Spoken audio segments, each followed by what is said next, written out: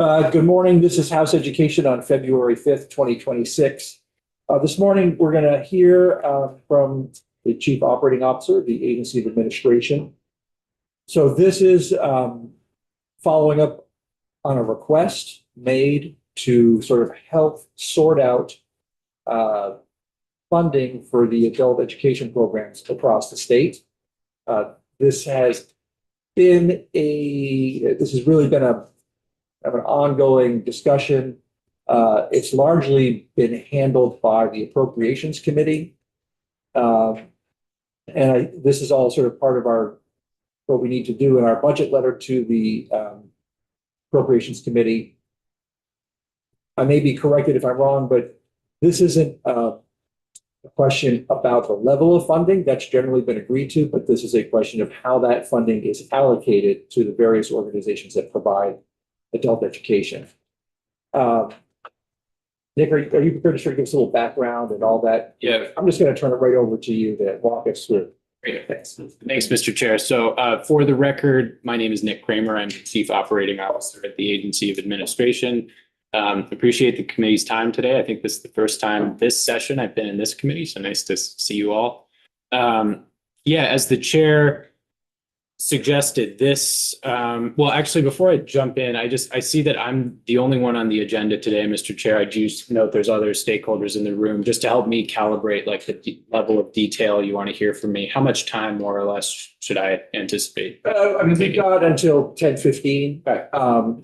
And yeah, the level of detail is a good question, since we're a little bit unfamiliar with a lot of this since it took place outside this committee room.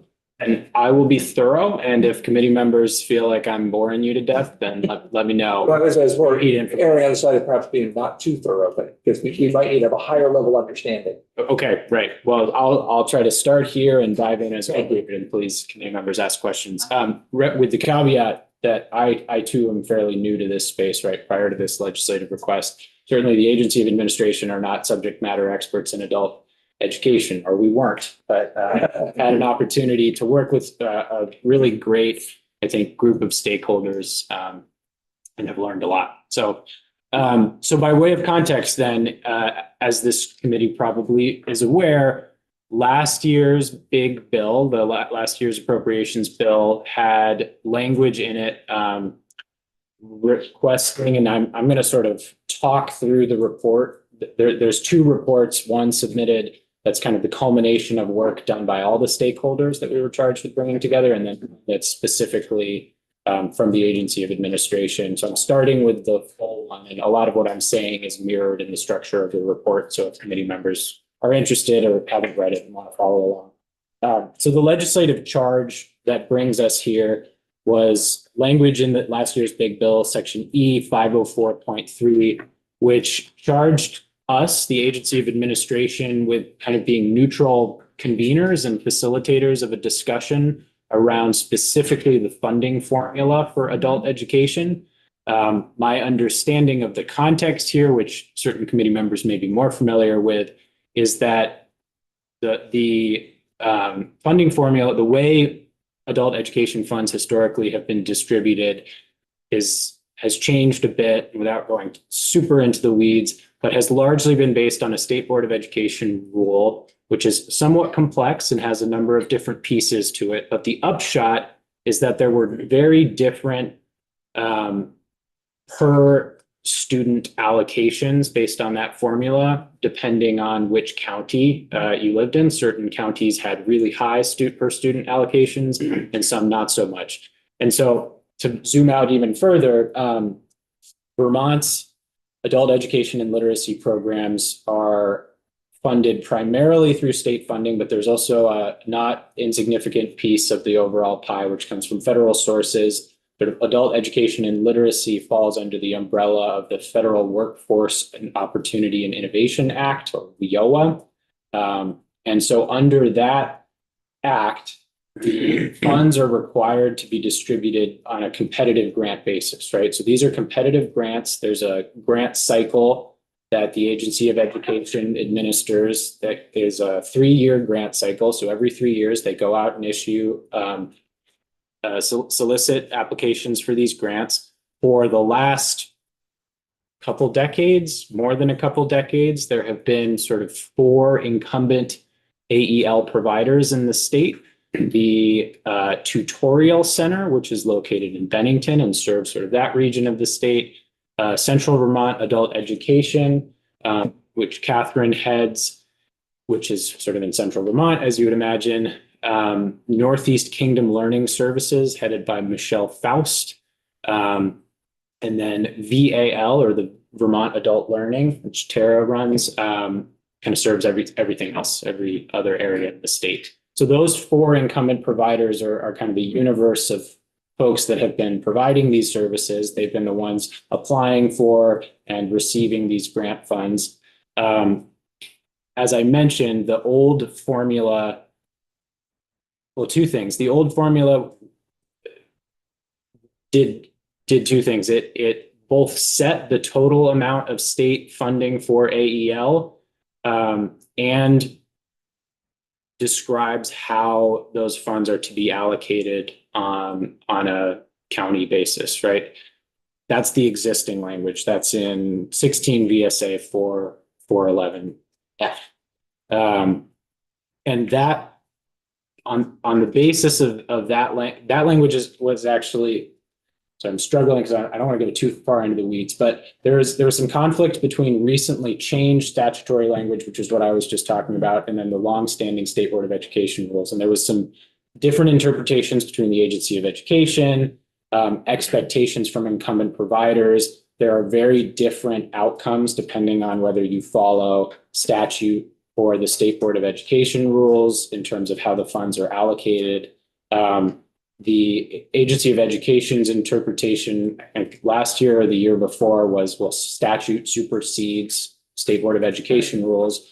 For the incumbent providers, they've been following the State Board of Education rules for many years, so that was sort of the expectation. So there was a misalignment in a certain session about a surprise of, oh, we didn't think that the funds were going to be distributed this way. And it resulted in a dramatic decrease. I'd mentioned that sort of inequity on a per student basis. The new statutory allocations would be pretty much an exactly level per student allocation.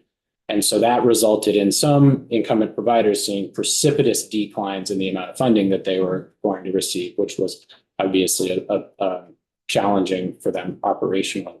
So this is all context to why we're here. Last year's big bill, in addition to requesting this report, kind of hard-coded an allocation based on a compromise proposal. They said, all right, well, we've been following the State Board of Education rules, and then there's this new statute, which probably supersedes. Can we, for this fiscal year, so FY26, the fiscal year we're in now, let's do a compromise and allocate on an average of those 2 methodologies. And so that's the current funding for this fiscal year.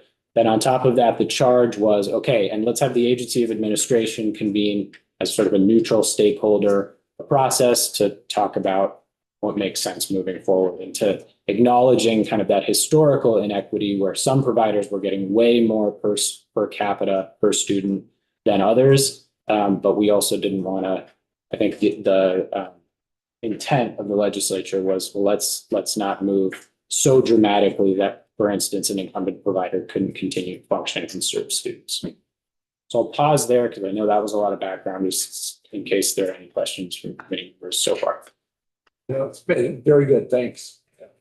So in accordance with the legislative charge, we, the Agency of Administration, being myself, and I had one trustee sidekick, we convened a series of 5 meetings, which the charge says no less than 5 meetings, in late summer and early fall of last year in 2025, between the incumbent adult education and literacy providers, representatives from the Agency of Education. We also had representation from the Department of Labor, because they're obviously connected in subject expertise here.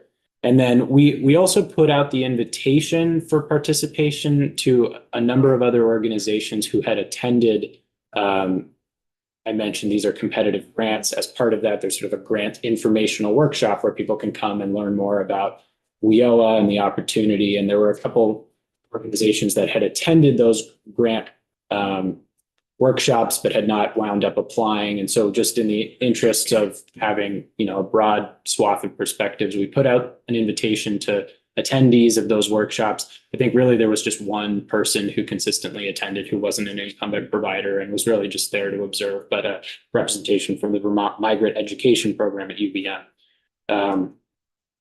And then we occasionally had folks from World Learning and State Refugee Office, but they weren't consistent attendees. So we met 5 times in person over the summer and fall. Really appreciate everybody making the trek, in some cases all the way from Bennington. I think from my perspective as the neutral facilitator, the conversations were really productive. And like I said, I learned a lot. I think we, at a high level, identified a lot of points of consensus and were able to kind of put to bed a number of issues. Spoiler alert, there was no final consensus on one adult education and literacy funding formula. And so I'll talk in detail about kind of what the points of consensus were and what weren't. And then the secondary charge, which was for the Agency of Administration to issue an additional report on top of that report if we had any different recommendations. We do have a single recommended funding formula. Being sensitive to that was the request from the legislature, was for a suggestion, and it's basically an average of where the different parties landed in the overall report. So if folks are following along, I'm on page 2 of the report, which is really the first substantive page, but there's an executive summary that gives a high-level overview of what those points of consensus were. I'll hit on the biggest ones. As the chair mentioned at the outset, I'm just going to pause for a second. We are looking at the Adult Education and Literacy Report, not the AOA Adult Education and Literacy Report, correct? That's correct, Mr. Chair. Yeah, they are it's like one of those things in the newspaper, spot the differences. They're very similar. This is the one that just says submitted in accordance with 2025 Act 27, not by the Secretary of Administration. So as the chair mentioned at the outset, there was consensus that the statutory funding formula I described in 16 VSA 411F is adequate and appropriate for determining the total amount of funding that should be going to the system. With the asterisks, providers, of course, wanted to retain the right that if something dramatically changed, like the base education amount, which is a key input to that formula, and there was a precipitous drop in funding, well, then they reserve the right to say, oh, wait, no, we don't think this works anymore. But based as it is currently and on current assumptions, the feeling was this works for determining the overall size of the pot. As the chair mentioned, the question is, of course, how that pot is distributed. And I'll get to that in a second. But other points of consensus were that, in fact, statutory language does supersede State Board of Education rules. That had been a matter of debate, as I mentioned in prior years. But then everybody agreed that, okay, well, if that works to determine the size of the pot, we should actually have a different formula that determines the allocation versus the status quo, where they're both sort of the same based on the wording. So, and within that, we talked a lot about what that funding formula should consist of. And there was, I would say, like 80% consensus on the elements. One thing everybody agreed was that counties were continue to be the most logical unit for distributing the funds. Obviously, in the education space, this committee knows there's a lot of different ways you can draw maps. There's a lot of different ways you can slice up Vermont. These funds have been distributed on a county basis historically. Folks felt like that makes sense moving forward. The incumbent providers in their applications serve county units. So that was agreed to. We'll keep going with that methodology. We talked a lot about the importance of ensuring, this was part of the rub in the precipitous drop in funding formula, particularly for the Northeast Kingdom Learning Services. It costs a certain amount of money just to keep the lights on, right? Just to open a center, have sort of base administrative overhead. And a formula should acknowledge that, right? It shouldn't just be solely on the basis of students served, right? We see this in all kinds of areas. So one way to address that was to make a base payment per each county. So just say based on the geographic region, there's a certain base level of cost. Each county gets that amount.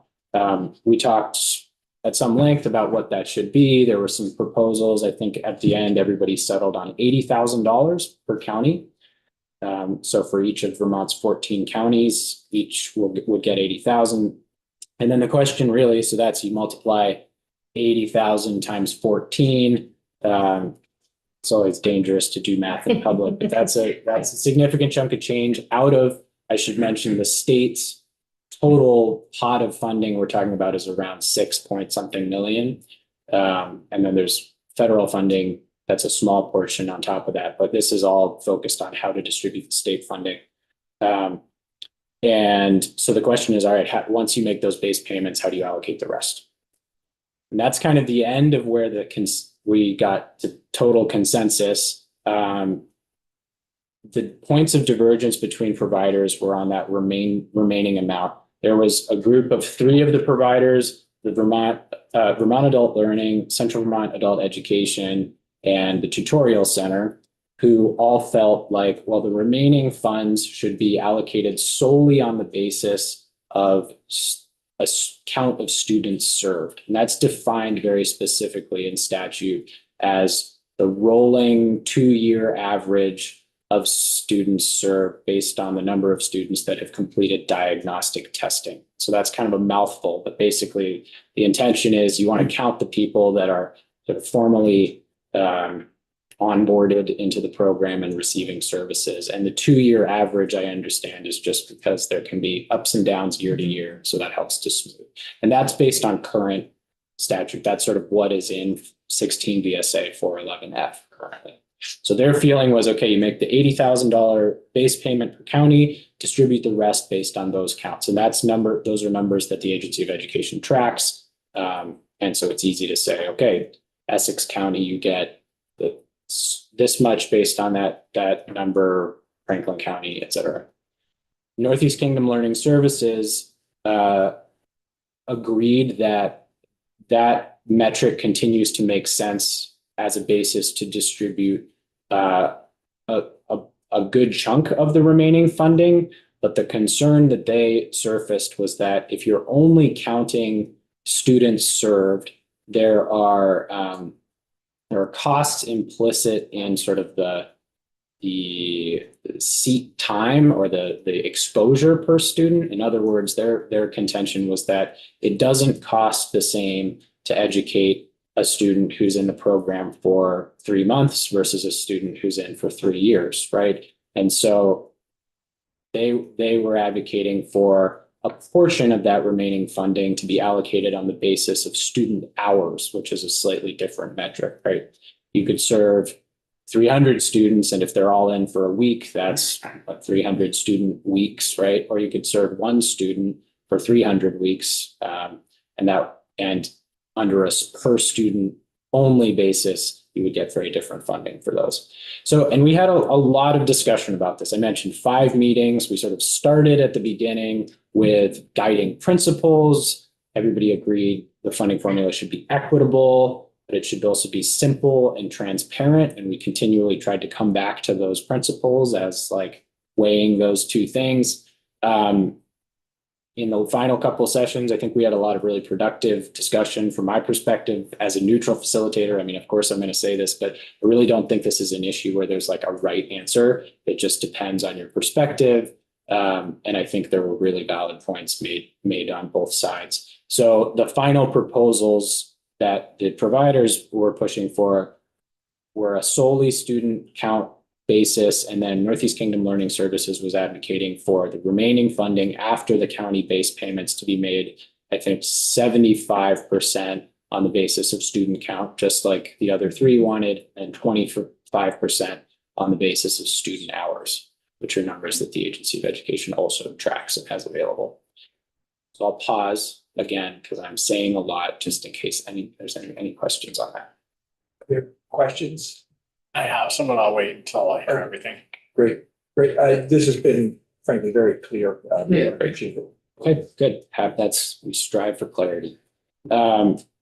So that was the differing perspectives. I think I should mention that the Agency of Education, who took kind of a primarily listening role through much of the conversation towards the end, as we were getting towards finalizing the report, they had a yet slightly different perspective, which was just to say that there's a lot going on in the education space right now, as this committee knows more than I do. And including, it was touched on in our meetings, changes in federal funding. At one point while we were having these discussions, it was unclear whether federal funding for AEL would continue.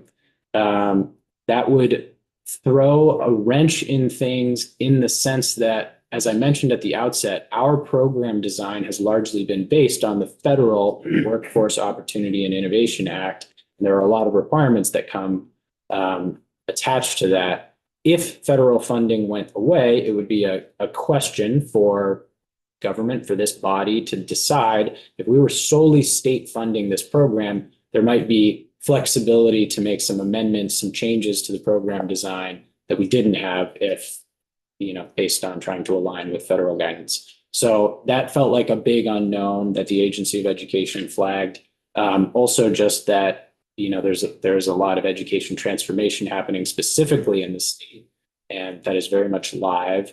And their feeling was that this, obviously, adult education is part of the comprehensive system of education delivery, and they thought it might make sense to kind of tap the brakes a little bit and do a more comprehensive study of how this fits into that larger picture.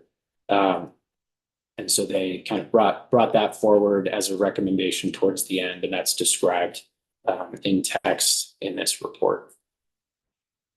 I want to make sure I'm not missing anything critical. I guess just to orient committee members, if folks want to take a look or do a deeper dive into anything I said, the report, like I mentioned, has an executive summary section, and then basically more detail on everything that's mentioned in the executive summary. It's structured as around the same way I just described things. There's sort of a points of consensus section, and then there's the points of non-consensus. There are a couple charts, I think, starting on page 7 and 8 of the report that I would draw the committee's attention to. I'm a numbers geek, so for me, charts are always super helpful. But I think these really illustrate, these are a helpful graphical representation of some of what we're talking about. The intent here is to compare sort of 5 different scenarios. First, the historical SBE rule, the State Board of Education rule.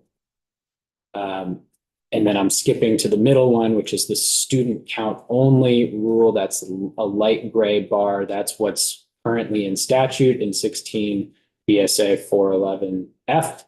And then the sort of medium gray bar is the average of those 2 methodologies, which, as I mentioned, is what was programmed into the FY26 budget. There were specific allocations to each provider based on that. So those are kind of history and status quo. And then the 2 green bars in each chart represent, the dark green bar is scenario 1. That was the recommendation of the 3 adult education and literacy providers. And scenario 2 was the Northeast Kingdom Learning Services model. So you can just kind of compare the first chart, which is on page 7, gives the total dollar allocation by county on a nominal basis. And then the second chart, which is on page 8, gives the same information, but on a per student allocation basis. And so if folks are looking at it, and I just draw attention to like Essex and Grand Isle, right? Those huge spikes are why we're here having this conversation, because those are really illustrating that historically those counties got quite a bit more funding per student than others. So I'll pause again just in case there are any questions. Okay. And then the report concludes with recommended draft language for statutory changes to 16 VSA 411F. The first section is just changing the statute to align with what I described as that point of consensus around there not being a single formula that governs both the size and the distribution of the funds. So this would sort of disaggregate that and say, okay, here's how you calculate the total allocation or the total appropriation. And then how you allocate it depends on the foregoing language, which is given at the end of the report. There's sort of two scenarios, right? As I described, the scenario where it's just 80,000 base, then the rest based on a 2-year average. And scenario 2 would be 80,000 base, based on That's now it's gonna be my there's a typo. question. Yeah. I see it's 70-30 instead of So- 75-25. The bracketed italics is an error. So I Yeah. appreciate that, Representative. If you look at the language, it says 75%, 25, and that reflects a change in the recommendation. If for a while they were looking for 70-30 and then changed to 75-25. Great, thank you. Right. And so that concludes the report that summarizes the group's recommendations. I'll dive into the Secretary's office next after any questions. Representative Hunter. Do you have a recommendation for us, like scenario 1 or scenario 2? We're about to get that. That's the second part. Segue, Representative. Thank you. He told me to say that. Yeah. Representative Governor. So, the ALN, one of their concerns with the student hours is that it can incentivize, make an incentive structure to try and count more hours or like, so can you explain to me your interpretation of their concerns around that, or why you see that they feel that that's a concern? Why the ALN feel that that's a concern? The system can be gained by using hours. Yeah, so appreciate the question, Representative, and of course with the caveat that I'm sure they would be able to speak better to why they see it as a concern than I am. But what I took as a facilitator from that conversation, which was robust, but we sort of discussed as we were debating those points of non-consensus, right? There was a lot of discussion about incentives and what a structure would or would not incentivize, not in any way suggesting that folks would like intentionally try to game the system, right? But just knowing, but that how you architect a funding formula does have implications inevitably on program delivery, right? So my understanding of the concern raised by the 3 providers was that, well, I think there are 2 pieces. One being, yeah, does that incentivize just like getting a student in the door and then just keeping them there, right? And that really and I think they would speak eloquently to this. They point out that the metrics for success in this space, and I think education generally, are all performance-based or deliverable-based. I'm getting the phrase wrong. Proficiency based. Thank you. So from their perspective, actually, it's not a bad thing if a student comes through the system and, they have XYZ goals and they meet them in 2 weeks instead of 2 months.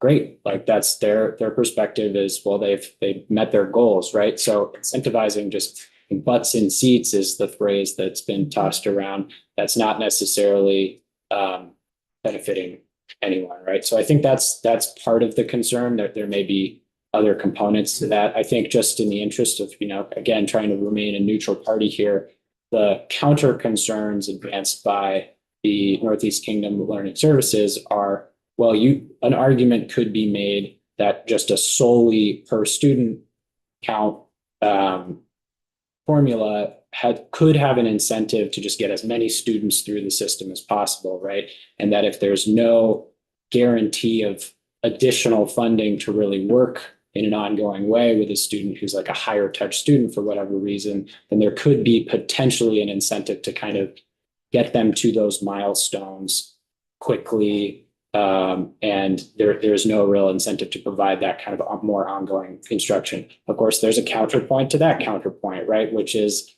that, well, there's no such thing as just rushing them through the system because they have to hit their proficiency goals, right? And I think it's one of these areas where reasonable minds will differ, right? And depending on your experience as a provider, I'm sure there are a theme I took from the conversation is, we're talking about adult education and literacy students, like it's some monolithic block of people, but really this is a diverse population, from English language learners to, somebody gave an example that really stuck with me, which is like, sometimes we just have like a grandfather that just really wants to be able to read a bedtime story to their grandkid, right? And that doesn't always necessarily align with like our workforce development goals, right? They're not doing this for a job. They're not doing this for, so the point being that there are so many different types of learners that come through the system that inevitably a one size fits all methodology is probably going to really hit some of the population really well and others not so much. I know it's a long answer to your Yeah. question, but. Well, mine's the counterpoint of that. So, because I was just reading through it, because it says that in that scenario, that it's the average of students who completed the diagnostic testing. It doesn't even mean they were served beyond taking the test. So that I guess is maybe the counterpoint, but I think you explained it anyway. Yeah. And it's somewhere in the middle. I think there's a lot of nuance to the conversation. So Rich has a follow-up. So 3 of the 4 providers feel that counting hours is not the right way. One provider does. So being the impartial person listening to all perspectives, why do you think that 3 providers are seeing it the same way and one provider seeing it completely different? I think there's a couple ways I could answer that question, Representative. Again, I'm always a little squeamish about trying to speculate on behalf of other people. But based on I guess I'd make a couple observations.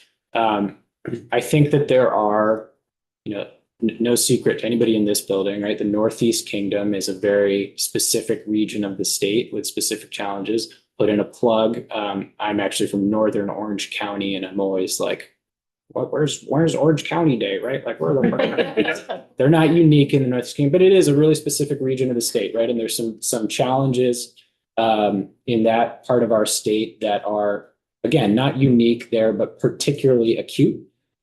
So I think that the perspective of a provider operating in that geographical region might just naturally differ from, let's say, a provider operating in the booming metropolis that we're sitting in right now, or the really booming metropolis up in Chittenden County, right? And that sort of stretch there. And they're very different populations served. So I think if you were to have each provider go through some of their rationale, and we did hear this in the conversations, if you have mostly ELL students, the type of program you're delivering is really different than if you have the grandfather that's just trying to read to his kids or his grandkids, right?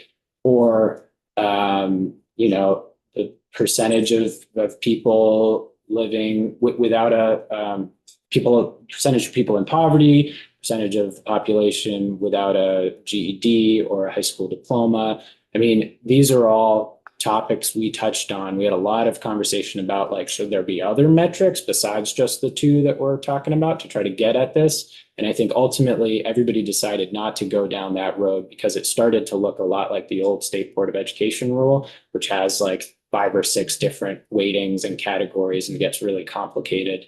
And folks, I think by and large felt like either solely the metric of student count or student count in hours, that those were kind of good enough proxies to capture the average of all of that diverse population and students served. So I want to make sure I'm not like deviating too much from your question, but I guess the other observation I would make, and this is not implying nefarious intent, right? But these are passionate providers trying to continue to offer these services in sustainable ways. And part of that is financial stability. I think there's a difference of perspective on the basis of how the funding allocations would shake out, right? And wanting to ensure that each provider has the financial resources that they feel that they need to continue this. Would it help and person can be out, happy to come back to you unless you, maybe we should hear the recommendation and then we can sort of talk about, but go ahead. If you want to follow. I just didn't know, and did the difference in technology, availability of internet and technology and transportation come up among the providers and how they provide services to adults? Because I know that's always been a question in Essex County and some others, like, we can't do online learning, we have no internet. Yeah, that's a good question, So I Representative. don't know if that came up as part of the, I think sort of in tangentially, it was implied in a number of facets of the conversation that talked about rurality and sort of distance to education centers. And we didn't have an in-depth conversation specifically about broadband access or anything like that, but it's part of the picture. So thanks. so then if it please, Mr. Chair, I'll move to the the Secretary of Administration's report, which I do think maybe answers some of the representative's questions. So as I mentioned, the charge was first to convene this group, make a report, compile a report that reflects what the group thought. Then if the Secretary of Administration had differing recommendations or anything else to add, there was a second report that was due in January, the first report due in November. So this is the report that says submitted by the Secretary of Administration. Only folks have access to that. There was one additional charge to us, which I'll touch on, which is sort of this last sentence of the legislative charge paragraph. The report shall also include any additional recommendations from the Secretary. Nope, sorry, that's what I already talked about. There's a piece in here I'm looking for, which is just any recommendations. Here it is, starts on the fourth line, for any administrative changes to adult education, including which agency or department outside the agency of education is best suited to manage adult education grants. So that was very specific language. As I mentioned, we are always very sensitive to wanting to meet legislative requests to the letter. I will say, I'll talk about that piece first because I think it's quick and easy to respond to. We're not recommending any changes to the administration of the program. We feel like the Agency of Education is very much the appropriate agency of jurisdiction. I mean, their education, this is adult education and literacy. There are long-standing relationships between the incumbent providers and the staff that administer this program. A woman named Robin Castle, who is sort of head of this program at the Agency of Education, has been doing this for a long time. I think there are positive working relationships there. So we certainly are not recommending a change. However, the request says specifically outside of the Agency of Education, what would be the best alternative to run this program? And we note probably the Department of Labor would be sort of next up in terms of relevancy. And they do, as I mentioned, there was a representative, Jay Ramsey from the Department of Labor, who participated in all the conversations. There's clearly a nexus there. And in some other states, their departments of labor do play a more active role in the administration of adult education and learning. So that's the next logical circumstance. But again, we feel like in the Vermont context, it really makes most sense to continue to live in the Agency of Education. We'll pause there in case folks have any questions on that. Okay. So then really the remainder of the report is just so that was section 1. Section 2 I'm jumping to, which is on starts on page 3. Any recommendations regarding the funding formula that differ from the original report? Well, the original report had not a single recommendation, but several. So as I mentioned at the outset, we just tried to find what felt like a reasonable compromise on the basis of, as I mentioned, all the really valid arguments brought up, including those by the Agency of Education, which we really chewed on and felt like weren't in fact irreconcilable with what the providers were suggesting. You know, each provider advocating for a new funding formula. I should have mentioned earlier, the Agency of Education, basically they were saying, well, we need some more time to study this. And in the meantime, let's just keep allocating the funds on the same basis they were in FY26, which again was that hard-coded compromise between the State Board of Education rules and the statute. Our feeling was like, well, it is true that federal funding is increasingly uncertain in this space. That is definitely something we're going to have to keep an eye on. It is also true that we're undergoing massive education transformation in the state, and that there could be tentacles of that work that very much implicate this space. Another thing that this committee and this legislative body are going to want to keep an eye on. In the meantime, we don't see any reason not to go with a slightly modernized funding formula in alignment with the proposals of the providers. So we felt like all the perspectives were reconcilable in that sense. In terms of an actual recommendation to get to the punchline, we are recommending an allocation that has an $80,000 base payment, like everybody agreed, and that remaining funding be distributed 85% on the basis of the student count and then 15% based on student hours. And so again, if one perspective was all student count, no student hours, 100%, 0%, the other being 75%, 25%, we felt like 85-15 would probably be a reasonable midpoint.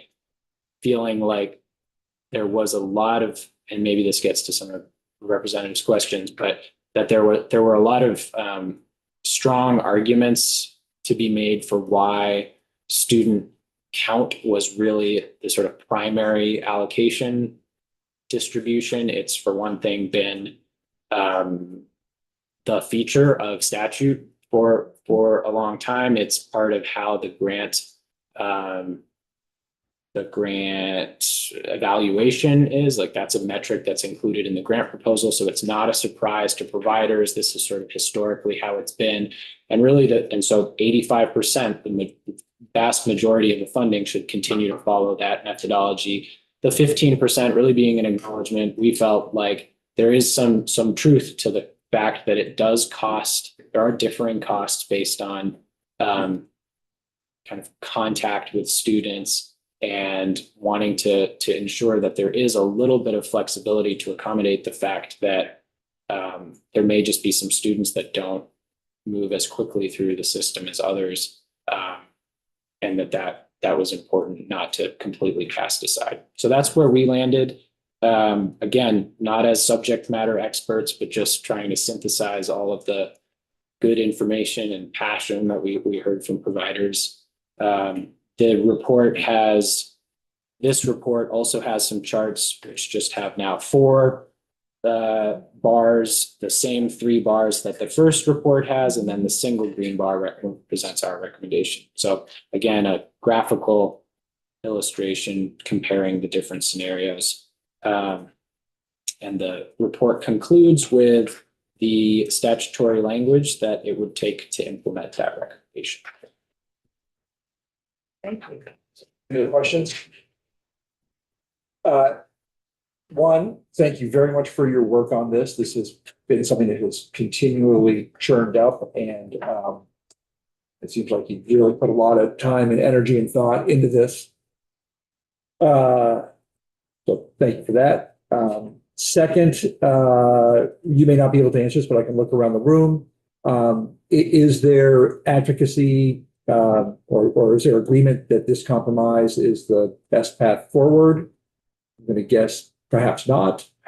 What I can share, Mr. Chair, is that we were, all of us, downstairs in front of your colleagues in House of Commerce the other day. And I believe the Adult Education and Literacy Network, that's the name of AELN, of the 3 providers, are continue to feel strongly like 0% student hours, 100% student count is the right way. They have, I'm sure, far more eloquent arguments to that effect than I do. Michelle Faust from the Northeast Kingdom Learning Services testified in that committee a week or so ago that she was supportive of the compromise that we're. Any other questions, Gene? This was very logically and clearly presented, which has been very helpful to me over the years. So thanks again. Of course. Yeah, appreciate this time. Do you have a question? For you, Oh, okay. any chance we might be able to hear testimony from the 2 sides of the conversation? I think we'll probably have to. What I need to get clear with is if Commerce is hearing this, we're hearing this, appropriations will hear this. Yeah. Kind of who's the main character of this story.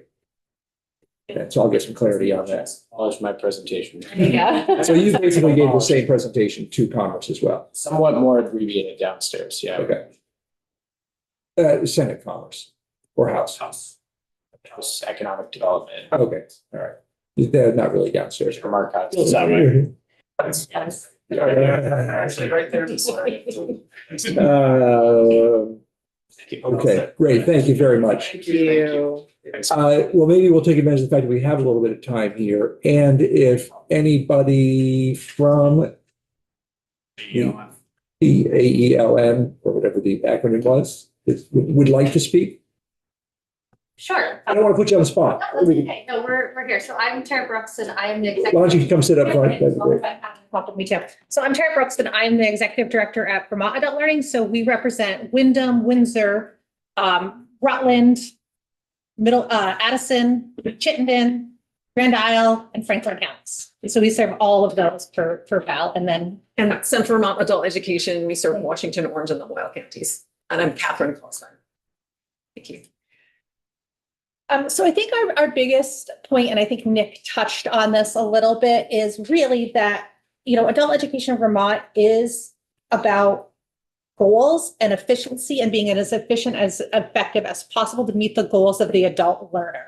And one of the things that we really want to talk about is that, Vermont has worked really hard to push us to be a proficiency-based program. And proficiency-based is not seat time. And that's where we disagree with the Agency of Administration's recommendation, is that seat time piece, because seat time does not correlate with proficiency-based education. And Vermont, again, has worked really hard to move away from kind of those credits and that seed time and move towards what proficiency-based education really means and looks like. And so putting hours into the metric incentivizes that seed time, which is not a good metrics for adult. Bless you. Did you want to add anything there? No, I mean, I guess I would just concur that, Vermont has spent a long time moving students in all aspects of education to proficiency-based, which just does not, that flies in the face of a seat time-based kind of model.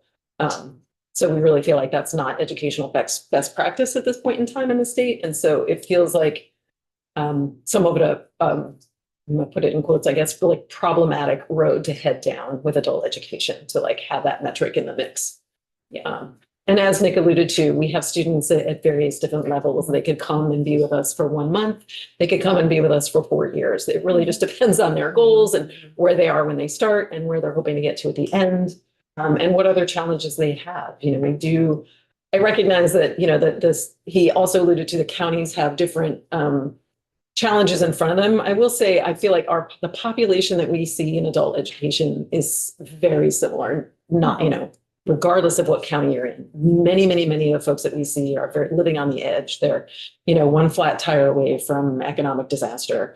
So it's challenging. And so sure, they could come and they could complete the diagnostic portion of the program. And then for reasons completely out of our control and their control, we don't see them again for a while. Usually they then come back. We have a lot of students who are returners.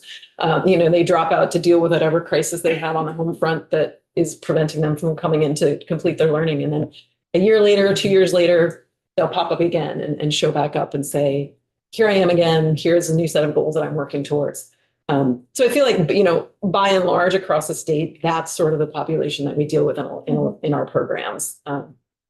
So I think that's how we kind of came to the 80K per county base, was like, we need to have a presence. We need to be sure that we're equitable in terms of all students in the state who are seeking our services can get them. But without, funneling a lot of funding into an area that has a low number of students and then shortchanging areas that have a large number of students that are participating. We did submit this graph to the testimony today to be added. And this graph really kind of shows, so the first line here is the old funding formula, and this orange here is the amount per student that the Northeast Kingdom was getting compared to the other. And that's just amount per student more. So this was under the previous form. And this is what really was the catalyst for the conversation, was the fact that the Northeast Kingdom was getting so much more money. And they agreed to that. Like they recognized, this has been inequitable for a long time. The second one over is the compromise that the Agency of Education came up with last year, and the model that they were recommending that we continue to move forward with. The third one is scenario one, which is the one that we're advocating for. Then you have the next one over was the one that the Northeast Kingdom was originally advocating for before they decided to side with the Agency of Administration, which is the last one. If you look at the difference, just focusing on these two here, the one that we're looking at and the one that the Agency of Administration has submitted, there's still about $1,000 per student difference between what Val will be receiving per student and what the Northeast Kingdom will be receiving per student with those two scenarios. So we really just want to make sure that we're using a formula that's equitable across the state so that we don't have this discrepancy of certain counties receiving significantly more funding per student than other counties. But again, no argument over the 80,000 base funding. No. We all agreed on that. Yep. Yeah. We all agreed on that. It's that metrics of what else should be included. And the straight student numbers to us seemed like the fairest, easiest, most equitable method after you do that base. The original recommendation from this Agency of Education when the RFP came out, which kind of threw us all for a loop, and Nick kind of alluded to that earlier, was a straight funding, which would have decimated the Northeast Kingdom. And it would have been really good for Val, but we also recognize that that's not really fair for adult learners across the state. And we wanted to make sure that all adult learners were being able to be served. And we didn't want to see the Northeast Kingdom go under because of that. And so we were originally advocating for a more equitable formula that did support the Northeast Kingdom and allowed them to have additional support. So we have come to the table and compromised a lot. And Val is and CVAE is continuing to see less funding even under our scenario per student than the others. But we do feel like scenario one is an equitable solution. Jen Quibby? Because the second column in the AOE recommend, that was a temporary recommend, not we would think it should go this way forever, right? No, but the agent in the report that Nick submitted, Yeah. the Agency of Education did ask that they continue with this scenario, the second The one second over. one, yeah. Yes, that was their recommendation, was that continued for the next 2 years during because the way it's working right now is that every 2 to 3 years, and this current one's a 3-year cycle, we have to reapply for the funds. So we're currently we're just finishing up year 1 of a 3-year grant cycle. So the Agency of Education's recommendation was we keep the funding formula the same until the grant cycle is over, then we relook at doing it again. Great, thank you. You're welcome. And what were your thoughts on that proposal? Again, that one there's not a lot of difference between that proposal, which is this one, and Nick's proposal. Yeah. The agency, there's really funding. There's not a whole lot of difference. It's a complicated formula, and that's where it gets messy, is that it's really inconsistent because it brings in a whole bunch of other metrics beyond just the Census student data. number and focuses on a lot of census data, which, as we all know, can be really outdated really fast because sometimes the census data is 8 or 9 years old. And so it's based on data that's not really accurate. Is student hours something you track anyway? We enter them into a statewide database, and because there are metrics that we need to hit. So it's not a metric that's been important to the Agency of Education in all the years that we've been a recipient of the funds. The only point where it becomes important is for the federal government. They have this thing called the federal report that sort of lords over a lot of the work that we do, but it's really about getting students to 2 magical moments. And one is 12 hours of service with us, and the other is 40 hours. And if you hit both of those places at 40 hours, you'll be reassessed, and it'll measure whether you've made any skill gains in the time that you've been working with your teacher. And those 2 things will hit what they call the federal report. And that's what the Agency of Ed obviously needs to submit to the feds to show what kind of work we're doing here in the state around adult education. Yeah, and that's under Title II, WIOA is. But it's a small portion of the overall state funding. It really is. And there's no sort of monitoring system for that. So just as a point of education, like each of our teachers goes into the system and enters in, I met with Sarah yesterday for an hour and we worked on math or, whatever it is. So that's, the system is pretty wide open. There's no sort of, monitoring or auditing of that system to say like, how closely does this match the reality of what's going on? Not to say again that anyone be taking advantage of the system, but there are mistakes that get made. Teachers forget to put hours in. They're very, very busy, or you fat finger something. So Thank you. Great. So for the committees, I will convene a meeting with the chairs of Commerce and Appropriations to sort of see what we do. And we'll then probably revisit it. At a minimum, I suspect somebody wants a recommendation from us if we aren't taking the lead on it. And we need to get statutory language rolling along too. Okay. Great. Thank you very much for Thank your you. time. yeah, thank you. Why don't we, You have a lot on your plate, so Very really clear, appreciate you. very helpful. why don't we call ourselves adjourned, and we will return at 10.